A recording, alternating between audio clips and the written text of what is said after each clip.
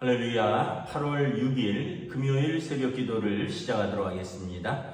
사도신경으로 우리의 신앙을 고백하시겠습니다. 나는 전능하신 아버지 하나님 천지의 창조주를 믿습니다. 나는 그의 유일하신 아들 우리 주 예수 그리스도를 믿습니다.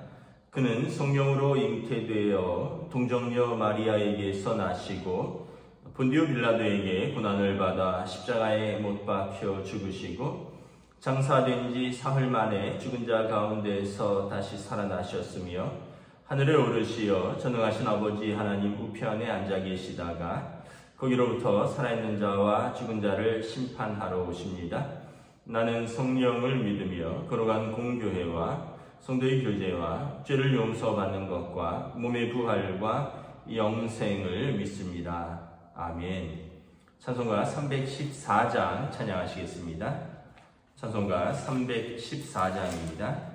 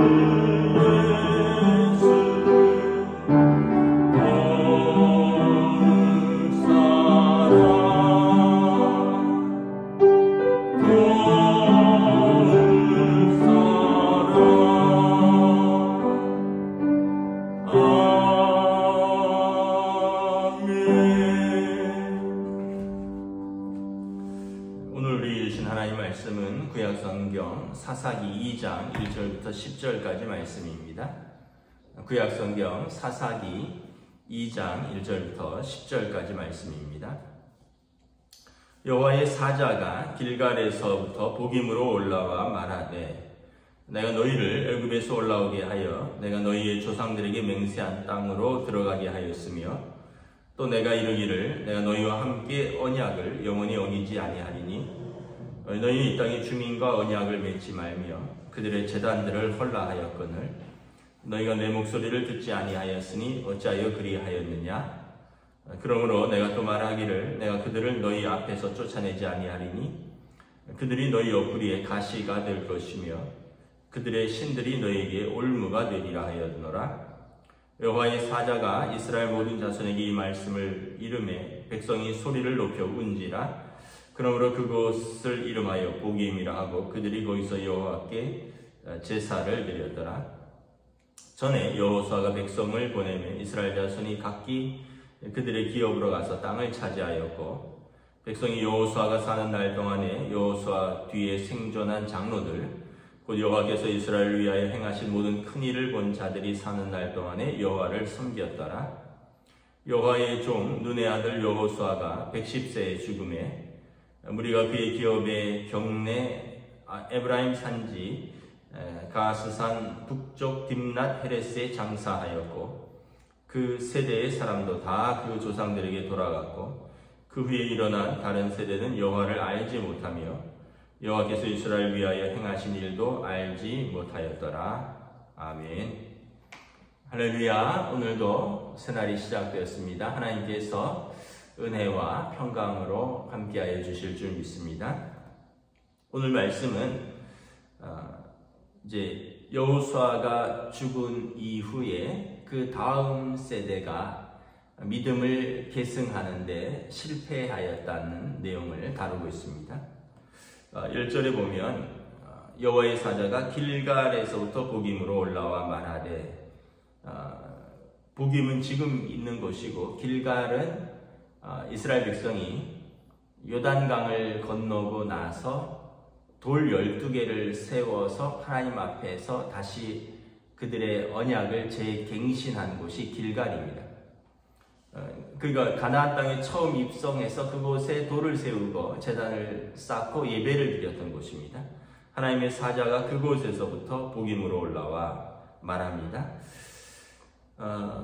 너희가 애굽 땅에 올라올 때 하나님과 맺은 언약을 기억하라는 것입니다. 하나님과 맺은 언약이 무엇입니까?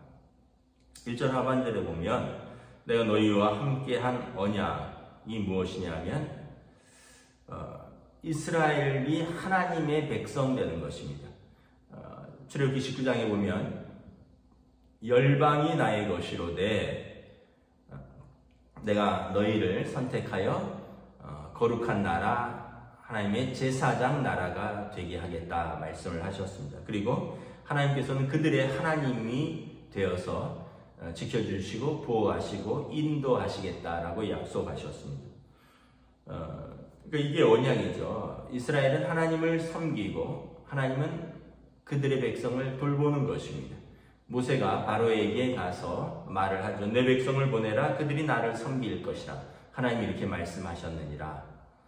그래서 이스라엘이 애굽에서 나온 이유는 하나님을 섬기고 하나님을 예배하고, 그리고 하나님께서는 그들의 하나님이 되시고 그들을 돌보고 지키는 것입니다. 그래서 출애굽기 19장에 보면 내가 내 아들을 독수리가 날개로 업어서 건져내듯이 그들을 건져내었다, 애굽에서 불렀다라고 말씀을 하는 것입니다.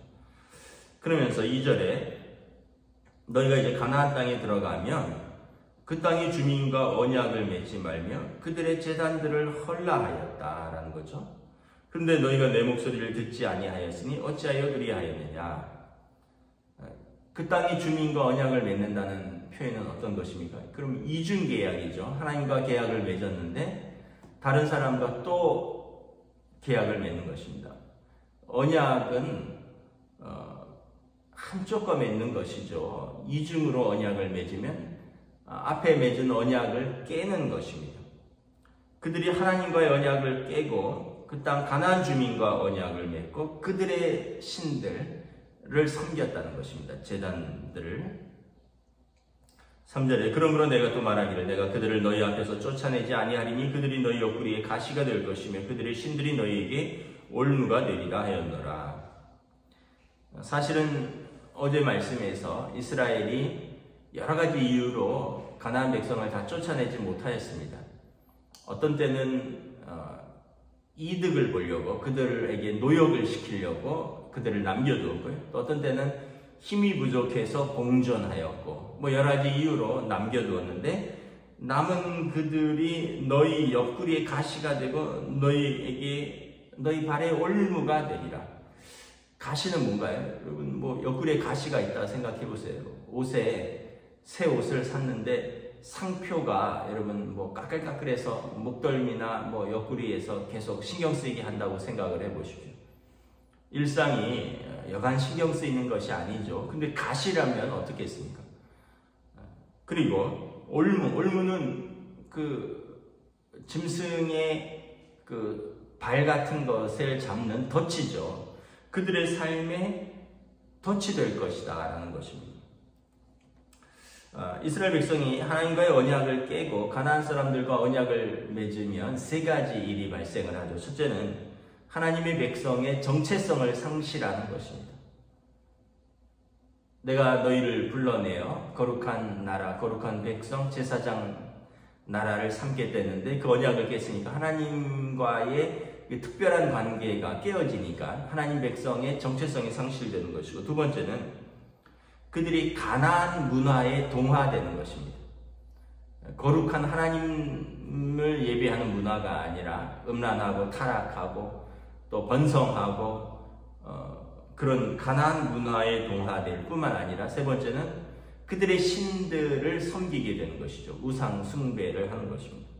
결국은 언약을 깬 것은 이렇게 그들의 정체성의 상실, 그들의 완전히 세속 문화의 동화, 이방 신들을 섬김으로 그들 삶의 옆구리에 가시가 되고 그들의 신들이 그들에게 올무가 될 것이다 경고하는 것입니다. 4절에 보면 여호와의 사자가 이스라엘 모든 자손에게 이 말씀을 이르매 백성이 소리를 높여 운지라. 아마 이 울었다는 표현은 출애굽 이제 2세대까지만일 것입니다. 왜냐하면 6절부터 7절에 보면 전에 여호수아가 백성을 보내매 이스라엘 자손이 각기 그들의 기업으로 가서 땅을 차지하였고, 이제 정복 시대에서 정착 시대로 넘어가는 거죠. 땅을 차지하는 거죠. 그런데 백성이 여호수아가 사는 날 동안에, 그리고 여호수아 뒤에 생존한 장로들, 곧 여호와께서 이스라엘을 위하여 행하신 모든 큰 일을 본 자들이 사는 날 동안에 여호와를 섬겼더라.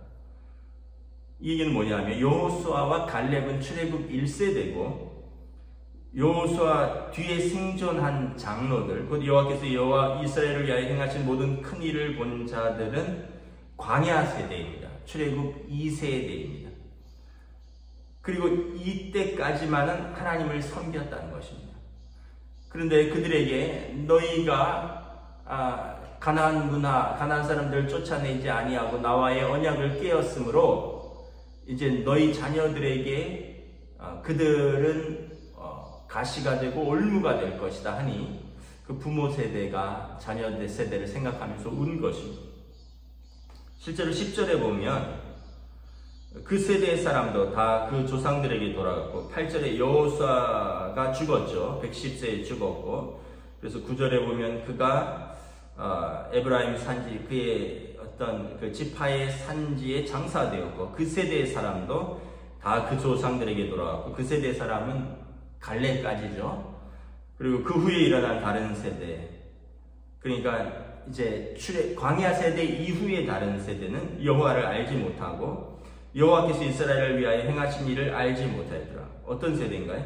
만나와 메추라기를 먹은 세대, 반석에서 물이 솟아나고 불기둥과 구름기둥으로 하나님의 인도하심을 보고, 아말렉과의 전쟁에서 모세가 손을 들 때 아론과 훌이 그 손을 받치고 태양이 멈추어서 여호수아가 완전히 진멸하였던 그 하나님의 은혜의 세대, 하나님의 구원을 경험한 세대들은 죽었고, 그리고 그 다음 세대들은, 가나안 땅에서 태어난 세대들은 그 은혜를 잊어먹었다는 것입니다. 그러니까 결국은 뭡니까? 여러분, 하나님의 은혜는 말로 전해지는 게 아니라 경험되는 것이죠. 이스라엘이 실패한 것이 두 가지입니다. 부모 세대가 자녀 세대에게 신앙 전수를 실패하였습니다. 두 번째는 눈에 보이는 유산, 그들의 기업, 땅을 계승하였지만 눈에 보이지 않는 유산, 신앙을 계승하는 데는 실패하였다는 것입니다. 그래서 여호수아가 죽고 그 장로들, 그 광야의 세대가 죽은 이후에 그 다음 세대들은 가나안 땅의 풍요로움을 맛보면서 태어난 세대들입니다. 그 세대들은 하나님의 은혜는 말로만 들었지 그들이 크게 경험하지를 못한 것입니다. 결국은 부모 세대가 하나님이 하신 일을 제대로 전하지 못했고 그 결과 이제 출애굽 다음 세대는 완전히 다른 세대가 되었습니다. 신앙을 잃어버린 세대가 된 것입니다. 여러분, 우리의 한국교회의 모습을 생각나게 합니다.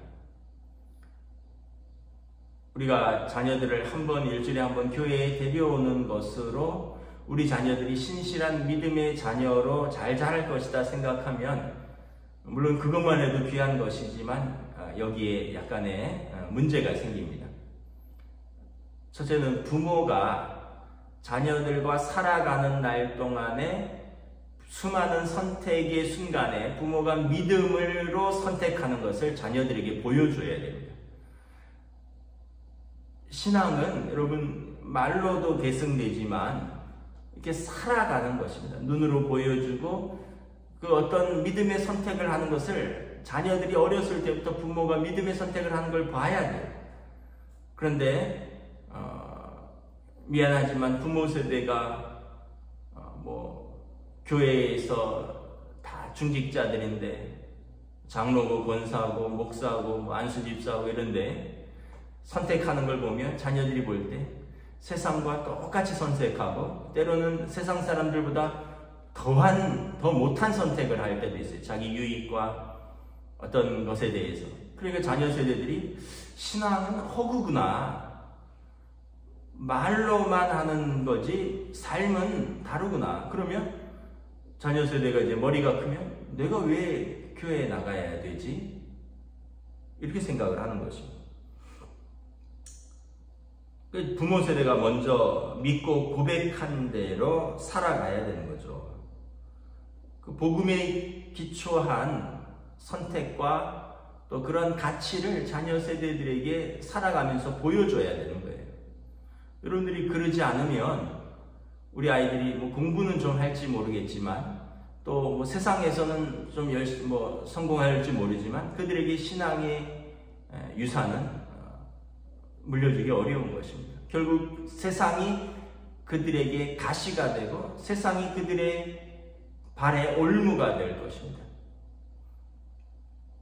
또한 여러분 자녀 세대에게 가르쳐야 합니다.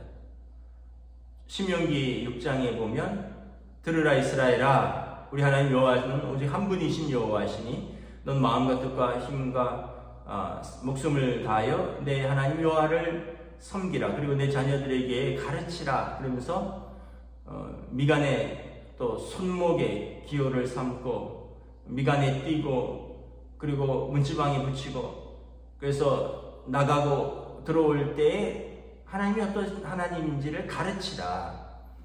근데 이 가르치는 것을 실패한 것입니다. 우리 자녀들을 여러분 신앙적으로 대화를 한번 해보신 적이 있으십니까? 자녀들에게? 여러분들의 자녀들과 진지하게 그들의 믿음에 대해서 우리 가정의 신앙생활에 대해서 진지하게 대화해 본 적이 있으십니까? 학생 때 학원 가라고 공부 열심히 하라고는 열심히 대화하셨고 또 이런 결혼을 해야 된다 저런 결혼을 해야 된다 장성한 자녀에게 이런 대화, 또 이렇게 돈을 벌어야 된다. 이런 대화는 진지하게 하셨는지 모르겠지만 여러분들의 자녀들과 우리가 하나님을 어떻게 섬기자, 우리가 하나님 앞에서 어떻게 살아가자라고 진지하게 대화를 해본 적이 있느냐라는 것입니다. 여러분 세상에 자녀를 맡겨두면 어떻게 됩니까? 세상은 너희가 원하는 대로 살라라는 것이 세상의 가르침입니다. 세상은 너희가 이 세상의 주인이다. 너희가 원하는 대로 살아라. 이것이 세상의 풍습이고 세상의 가르침이고 세상의 가치관입니다. 근데 성경은 우리가 원하는 대로 살라는 것이 아니에요. 그러면 옆구리에 가시가 되고 발에 올무가 될 것입니다. 하나님의 뜻이 있고 우리를 향하신 하나님이 원하신 대로 살 때 비로소 하나님께 영광과 찬송이 될 뿐만 아니라 우리에게 은혜와 평강이 되는 삶인 것입니다. 왜 열심히 사는데 은혜와 평강이 깨어집니까? 왜 잘 사는 것 같고 부유한 것 같은데 왜 이렇게 관계들이 다 깨어지고 이렇게 여러 가지 무너지는 것들이 사회 곳곳에서 많습니까? 하나님을 생각하지 않기 때문에 그렇습니다. 하나님의 말씀대로 살지 않기 때문에 그렇습니다. 하나님을 생각한다는 것이 거룩입니다. 하나님의 말씀을 우리가 기억하고 그 말씀을 붙들고 몸부림치는 것이 신앙생활인 것입니다. 주일날 그냥 예배는 드렸는데 하나님을 의식하지도 않고 하나님의 말씀을 붙들고 몸부림치는 것도 없다면 우리의 신앙생활은 관념적인 것이고 그리고 말로만의 신앙인 것입니다.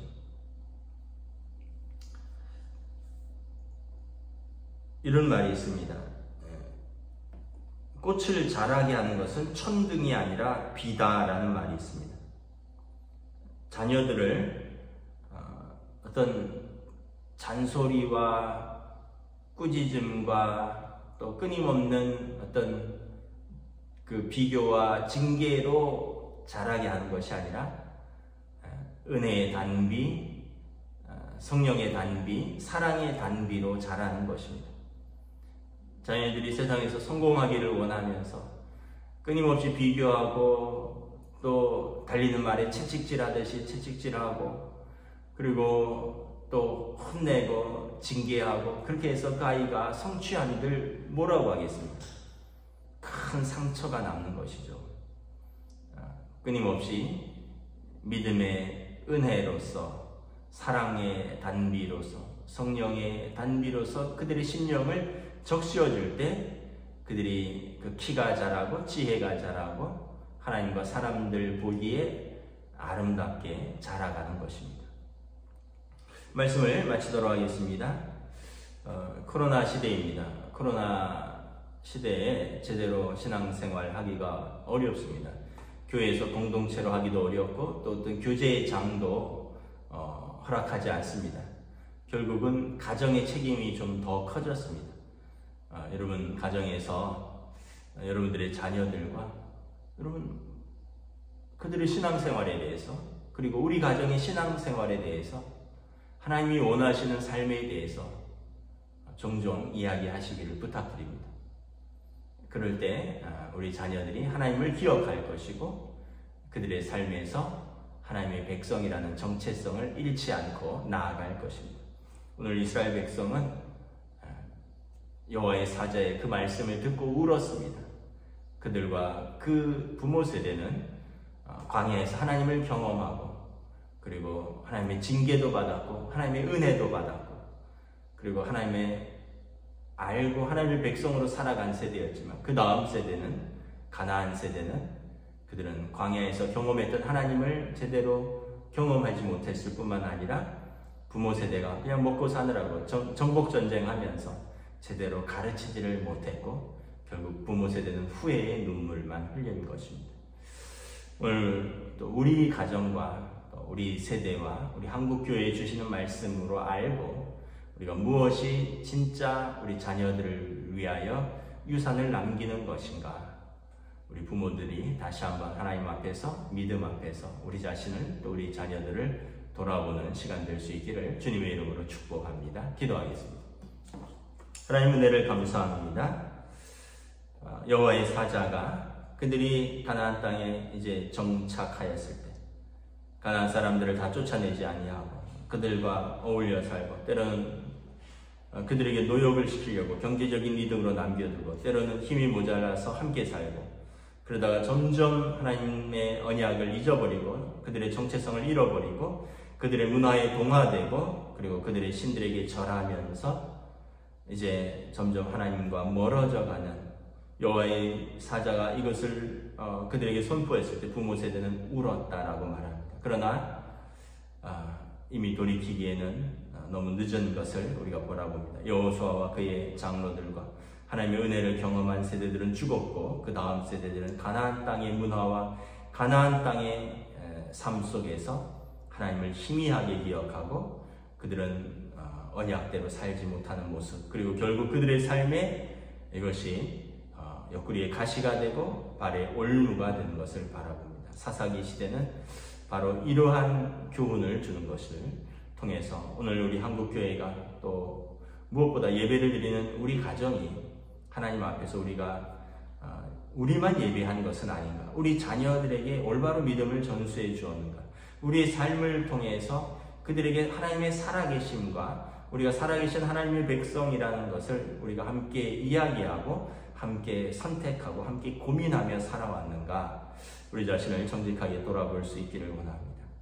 결국 우리의 삶에 옆구리에 가시가 되고 우리 발에 올무가 되는 세상 문화를 따라 사는 삶이 아니라 오직 하나님의 선하시고 기뻐하시고 온전하신 뜻이 무엇인지 분별할 수 있는 믿음을 지키고, 또 지금이라도 우리 자녀들을 위하여 기도하고 그들과 함께 믿음의 대화, 믿음의 선택, 하나님 앞에서 살아가는 삶을 살아갈 수 있도록 주여 우리에게 은혜를 더하여 주시옵소서. 감사를 드리오며 우리 주 예수 그리스도 이름으로 기도드리옵나이다. 아멘. 하늘에 계신 우리 아버지, 아버지의 이름을 거룩하게 하시며 아버지의 나라가 오게 하시며 아버지의 뜻이 하늘에서와 같이 땅에서도 이루어지게 하소서. 오늘 우리에게 일용할 양식을 주시고 우리가 우리에게 잘못한 사람을 용서하여 준 것 같이 우리 죄를 용서하여 주시고 우리를 시험에 빠지지 않게 하시고 악에서 구하소서. 나라와 권능과 영광이 영원히 아버지의 것입니다. 아멘.